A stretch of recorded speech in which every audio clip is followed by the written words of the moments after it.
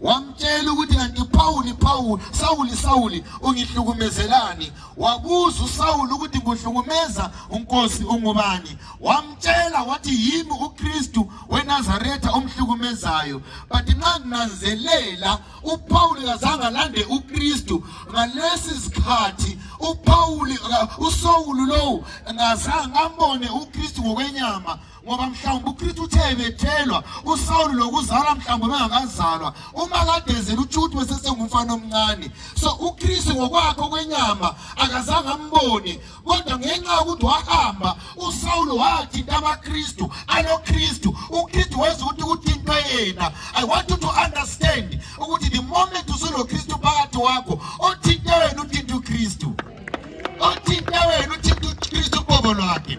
So once wathinta uKristu okuwe ayisoza batshela ukuthi into lingenzayo nakangiyithandi.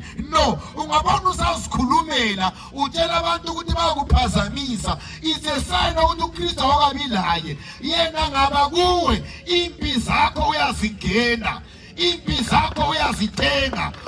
But Jesu wakhuluma naye wamtshela ukuthi kanti Sawuli ungihlukumezelani. Wabuza uSawuli ukuthi kuhlukumeza uNkosi ungubani. Wamtshela wathi yimi uKristu weNazaretha omhlukumezayo. But nxa nginanzelela uPawuli kazange alande uKristu ngalesi sikhathi uSawuli lo ngazange ambone uKristu ngokwenyama, ngoba mhlawumbe uKristu uthe bethelwa uSawuli lokuzalwa mhlawumbe bengakazalwa uma kade ezela uTshuthi wesesengumfana omncane. So uKristu ngokwakhe kwenyama akazange ambone, kodwa ngenxa yokuthi wahamba uSawuli wathinta abaKristu anoKristu, uKristu wezwa ukuthi uthinta yena. I want you to understand ukuthi the moment usuloKristu phakathi wakho othinta wena uthinta uKristu, othinta wena uthinta uKristu qobo lwakhe.